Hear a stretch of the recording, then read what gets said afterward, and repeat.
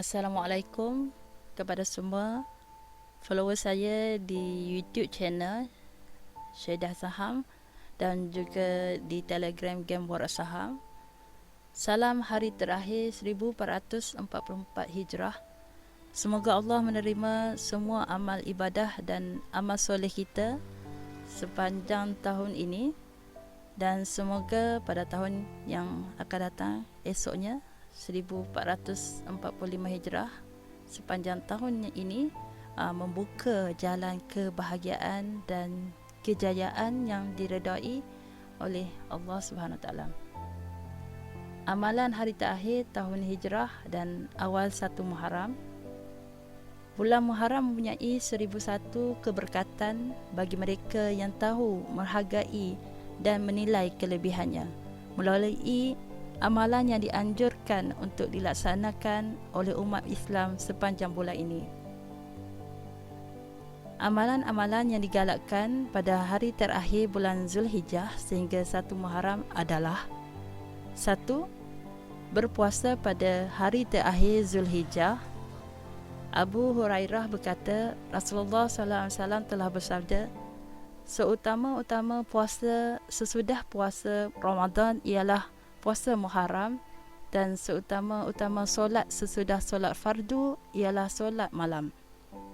Sahih Muslim. Kedua adalah berpuasa juga pada hari berikutnya, iaitu pada hari pertama Muharram. Sesiapa yang berpuasa pada hari akhir Zulhijjah dan awal Muharram, nescaya Allah mengampunkan segala dosanya walau selama 50 tahun beliau melakukan dosa tersebut. Ketiga adalah membaca doa akhir tahun sebelum waktu maghrib. Sesiapa yang membaca doa ini, syaitan berkata, sia-sialah kami sepanjang tahun ini kerana dia telah memusnahkan usaha kami hanya dengan masa yang sebentar sahaja. Hadis riwayat Ibni Abdul Abbas radhiyallahu an.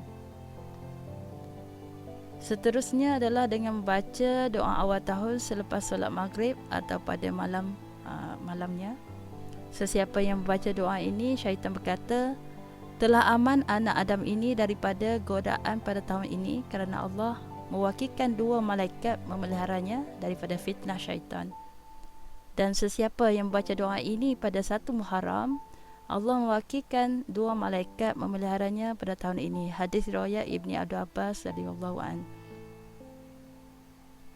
Seterusnya dengan melakukan qiyamul lail, bersolat sunat, solat tahajud, solat hajat dan juga solat sunat taubat, membaca Al-Quran dan juga berzikir.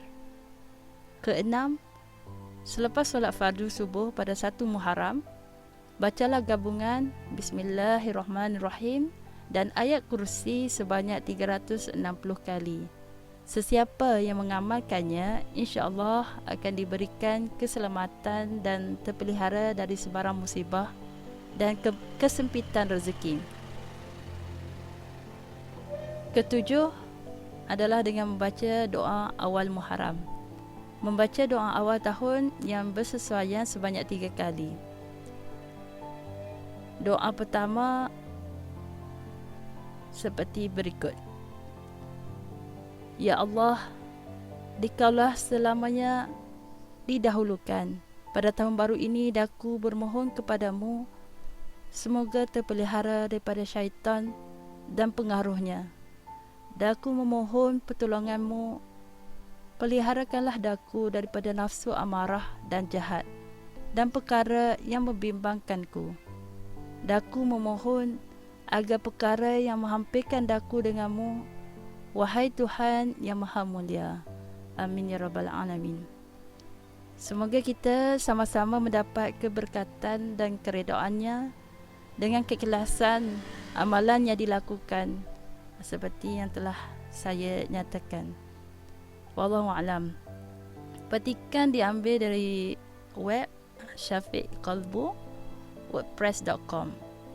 Okay, semoga kita dapat sedikit manfaat dan semoga sama-sama kita berubah, membuat satu titik baru dalam hidup kita menjadi yang lebih baik daripada tahun-tahun yang sebelumnya. Dan semoga kita juga sentiasa mengingati Allah pada setiap masa dan dapat memperbanyakkan lagi doa-doa. Dan saya tahu kebanyakan follower saya adalah dari kalangan trader, dan kita tahu untuk membuat keuntungan dalam pasaran saham bukanlah satu perkara yang senang, tetapi bukanlah satu perkara yang sukar. Maka ambillah peluang untuk setiap hari kita berdoa semoga kita sama-sama beroleh kejayaan dalam dunia saham, diberikan keikhlasan dalam melakukan setiap kajian kita, dan juga disiplin yang tinggi dan melakukan setiap perbuatan yang baik itu, amalan kita dalam mempelajari saham, membuat kajian semua tu secara istiqamah. Ya, istiqamah, dan kita nak juga supaya mendapat consistent profit dan minimize kerugian kita. Okay, kita nak maximum profit dan minimize kerugian. So semoga tahun ni yang akan datang ni, tahun 1445 Hijrah, akan menjadi satu tahun yang memberi kejayaan kepada semua trader dan follower saya di sini. Okay, saya rasa sampai sini saja. Okay, sebelum tu saya nak cakap kita dalam bersaham, kita jangan lupa juga Allah SWT. Kadang-kadang kita ni dilekakan dengan perkara yang kita tak sedar. Sebab saham ni sebenarnya telah mencuri banyak masa. Perasan tak perasan lah, bagi yang betul-betul berkecimpung, betul-betul yang ada passion dengan saham, kebanyakan masa dia dihabiskan dengan belajar saham, tengok chart, baca news. Semua tu memberi komitmen yang tinggi, dan dikuatiri kita leka, terabai kita dalam tujuan utama kita hidup di dunia ni adalah untuk melakukan ibadat kepada Allah SWT, dan rumah kita adalah di sana nanti, insya-Allah di syurga. Itu yang lebih penting sebenarnya. So setiap perbuatan kita kita sampingkan, disusuli, maafkan saya dari segi bahasa, penggunaan bahasa, maksudnya kita seiringkan juga dengan akhirat kita. Dunia akhirat kita nak dua-dua kita berjaya, insya-Allah. Okey, sampai sini saja. Terima kasih kerana mendengar bebelan saya untuk kali ini, dan saya rasa sampai sini, nanti saya berlarutan pula sampai tak tahu nak berhenti. Itu selalu saya macam itulah buat kajian saham, tak pandai-pandai nak stop. Okey, so kita kena stop lah. Okey, kita jumpa lagi. Assalamualaikum.